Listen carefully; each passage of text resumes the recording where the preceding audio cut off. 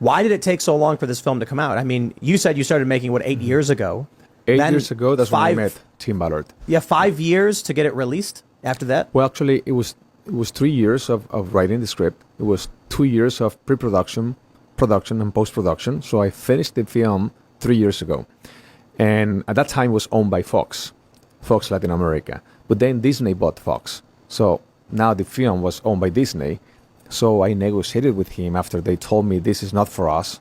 So it took us a year for rescue the rights of the film. After I had the rights back, I knocked, the doors of Netflix and Amazon and many others, and they were not interested. They said, this is not for us, this is not for us, this is not for us. So for 3 years, until I was, again, you have two options. You give up, you don't give up. And next thing you know, it was like, Tim, should we put this on YouTube for free? Or, we need to save children, but we need to raise awareness. I was about to call my investors like, hey, we did everything, but it seems like someone doesn't want this movie to be in theaters. And it's done. Like, Disney has it. They're like, the movie's done, and they go, we don't want to go with that. Yeah, so actually, I went to Argentina because the new headquarters of Disney Latin America were in Argentina. So I went there. Very nice people, because I want to make something very clear. When I say that Disney is trying to corrupt your children, I'm talking about the cupola, the elite, the people who are at very, very high level. There's a lot of good people working in Disney. They just, they have no other options. And so I met very good people in Argentina, and they saw the movie. They told me, well, we need to have a meeting, and I'll get back to you. So I went back to Mexico. Like a week later, they told me, this is not for us. This is not for Disney. Okay, well, give it back to me. Yeah, but you owe money to us right now. I know, but you promised me, well, not you, but Fox promised me that they were going to do a documentary and a TV series. Well, we're not going to do that. Okay, well, let's negotiate. So 1 year negotiating until finally a lot of things happened, but, okay, well, here's your movie. So when I got the movie back, I was like, okay, so Tim, what should we do? Well, Netflix. Okay, well, let's go to Netflix. I sent like 100 messages. I know people that they know, the CEO of Netflix and everything, and they try and nothing until I just, I don't want to force something. Maybe God has a different plan. And he did. And so what I did in Mexico at that time, because Alejandro was calling me, and he was Alejandro Monteverde, my business partner, the director of the film. He said, Eduardo, the kids cannot wait any longer. We need to do something. We cannot wait until distribution happens. And that's when I had this idea of, why don't we do a tour in Mexico, where we invite every governor of each state to host a screening, to invite all the leaders from every single sector of our society in each state, and then we show the movie, 2,000 people, and then at the end, we sign an agreement where we commit to end child trafficking in that state. And we did like 20 states. And I was about to finish the other 12 states when I received the phone call from Angel Studios. And here we are, Again, we're living this beautiful dream, man. We're broken souls. And when the feeling of knowing that you're being used by God to save children, I've been crying every day, brother. I feel like it's more than that. We've seen, you mentioned Disney. I boycotted Disney a long time ago. I had purchased, when Disney Plus comes out, I buy the year plan. And then I think it was when Mulan came out, they thanked the security forces who are holding Uyghur Muslims in concentration camps. And people are furious about it. The stories that are coming out of there are horrifying. And I said, I'm done with Disney Plus. I'm not going to sign back up for it. I haven't. I'm not going to. I think it's more than just saving kids. That's the immediate. Mm-hmm. But also understand the cultural ramifications of a successful film to this degree. Who do you think got fired at Disney? Somebody turned this film down, and now someone's saying $54 million in 10 days. You know what happened? What did we do? Actually, you know what happened? I just got a phone call today, and someone told me, hey, did you read this article where Disney is denying that they used to own the rights of the film? I said, well, I have the contract. I have 2 contracts actually signed by them. So should I put that on my Twitter? I said, well, we should. So I'm going to put that, because now they're lying. Can you imagine they're denying that they used to own this film? They don't want to look. They're humiliated, because can you imagine? This is like the David and Goliath, right? We're the little David here fighting this big monster who is corrupting your children. Son of Freedom wants to save your children, and then the only message we gave to the people, thanks be to God for the media who are supporting us, like you guys. This is what we said: hey, in order for us to be David, we need you. So if we all come together as one voice, we can be that David that will defeat Goliath. If that happens, we know the end of the story. So we defeated Goliath at least on July 4th. And you know what happened normally the first week of the film, let's say you have 2,000 theaters, right?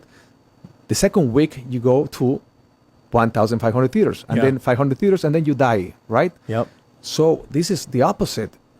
The second week we have 400 theaters more, and I just heard that we have 3 more hundred theaters. So this thing is growing and growing because of the people and you know why too? The people are very generous. When they go to angel.com/freedom, angel.com/freedom, people can buy tickets for themselves, for their family, but they can buy through pay it forward to other people, other families that they cannot afford to go to bring their family to the theaters. And because of their generosity, these other people can see the film for free. That is changing the entire, we're breaking the establishment, brother. I hope that there's some executive or some like mid-level guy who was like, we don't want to do this film, get it out of here. And now he's got a boss yelling at him like, we just lost $54 million. Sorry. Because you didn't want, the film was done. It was sitting right here. 5 years. Angel. 3 years. Angel.com/freedom. Yes. I'm gonna pay $1,000 for it. This is the funny thing too, that brother, God bless you, man. the media says that it's a faith-based film or whatever, a conservative, and I'm like, I don't understand. I used to watch Law & Order SVU all the time. I'm like, this is just like if you made a movie that was like in a similar fashion. They say, sexual crimes are considered especially heinous. Dun, dun, Law & Order. That show was on the air for decades. People love it. This film, it's like in the same genre. It's a drama, like, thriller, crime, law it's enforcement. like Life is Beautiful.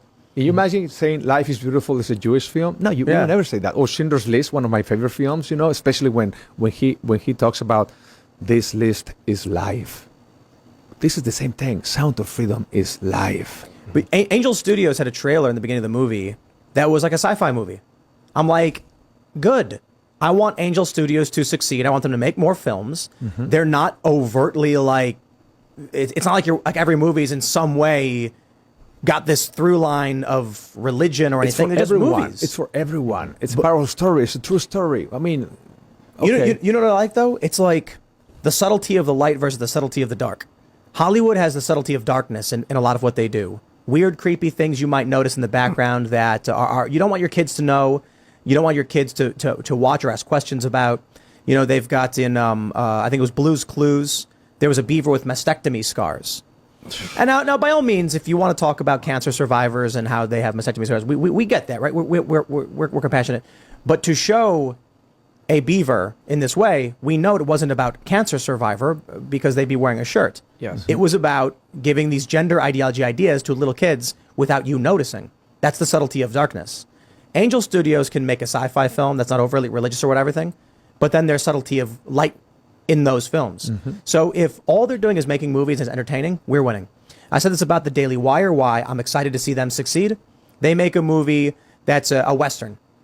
It's not a conservative film, it's just a film. And I'm like, that's what needs to happen. Because if the bare minimum of what we do is we end the weird subtlety of darkness and this erosion, and we just course correct and start working towards things that inspire people to be more virtuous or moral, we're winning. You said the word inspired. Media influence how people think. You know what's the average percentage between parents and children having meaningful conversations every day in America? And I think now it's in the whole world. 3 to 6 minutes a day. Wow. But in front of the media, social media, movies, videos, radio, whatever, more than 10 hours a day. So who is educating their children? It's not parents, neither schools, it's the media. So media, I mean, it's good or bad, whatever. It's just a mean, how you use it is what changed everything, right? So art has the power to change people's hearts. Plato said, if I have to choose between art or politics to govern a nation, he said, I would choose art because art has the power to touch people's hearts and change their minds, therefore how they think, how they live, how they behave. So this is powerful. Media influence how people think. And young people, they have this tendency to imitate art. When they go and see the movie, they imitate what they see. So can you imagine if we just lead by example? That's why Tim Ballard in the movie, Jim Caviezel, he speaks very little. Everything is just actions, actions, actions, because action speaks 1,000 words, right? And our hope is that when people see this movie, Sound of Freedom, they will leave not only entertained, but they will leave inspired, wanting to love more, wanting to forgive more, wanting to become the best version of yourself, wanting to become more like Tim Ballard, you know? This is a true hero. This is not like Superman or Spider-Man, you know what? This is about a true hero, and we all can become heroes. We are called to be heroes, actually. And my goal as a filmmaker is that when people leave the theater, they will love to become ambassadors of freedom. And I hope they will ask the same question I asked myself 8 years ago. What can I do to end this? I want to join the army. I want to join the army. And I think we have an army of more than 5 million people now in America. This is amazing. You know what I do hope? I hope you guys get $50 million penthouses with infinity pools, a couple Corvettes, some Ferraris, some Lamborghinis. I hope. You know why? And I genuinely mean this. Who deserves luxury more than those who are doing good to benefit the world? Is it the celebrity or the music? You know, no. I've always thought this when I was younger. Like, why is it that a firefighter gets paid a lower salary, but a baseball player is a multimillionaire? And so, of course, I'm being a bit facetious, and I don't really expect you guys to buy those things. But I hope that the younger generation sees success of this movie, the millions of dollars. They see the movement, and they think the path to success is being a good moral person who fights for the betterment of the world. And I want Tim Ballard to roll up in a nice car with a nice suit, and the kids to be like, how do I be like him? It's like, oh, you save children's lives. Mm-hmm. Instead, what do we get? We get, you know, be hard, be streets, be a celebrity, make songs about lewd and lascivious behaviors. We got to switch that around. Oh, yeah. You know, Ben Shapiro famously rapping, you know, that song WAP. Yes. We won't get into it. Yeah, how do we Sam Smith doing the satanic dances? How do we shift that to the guy walking on stage with the nice suit and the gold chains is the guy who saves children for a living? Well, you know, thank you for that. But at the same time, I just want to, you know, you may agree with me, you may not agree with me, but I have to say it, and that's how I feel. You know, Mother Teresa said, we are not called to be successful. We are called to be faithful to God. That is our success. Now, if by being faithful to God, by being faithful to our values, success come, it's a blessing. Thanks be to God. Let's use that success to make a difference in people's lives. Because you know what? We're going to die one day. Life is too short, brother. Mm-hmm. And we're taking nothing with us, except for our actions. Nothing's wrong with success, as long as you don't compromise your values. But if success doesn't come after being faithful, never compromise. Never compromise. It's not worth it. Beauty does not come from outward adornment.